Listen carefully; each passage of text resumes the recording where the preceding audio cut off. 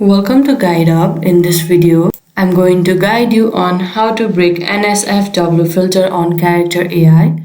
For that, firstly make sure you open one preferred web browser. Here I am opening Google Chrome. Now at the search bar, you can simply search Character.AI and press enter. Now make sure you are logged into your account. If not, then make sure to log in, and if you haven't created yourself an account, then make sure to sign up for your Character.AI account. Now here you can see that I'm already logged into my account. Now all you need to do is choose the character that you want to have the conversation with. For this video, I will go for this.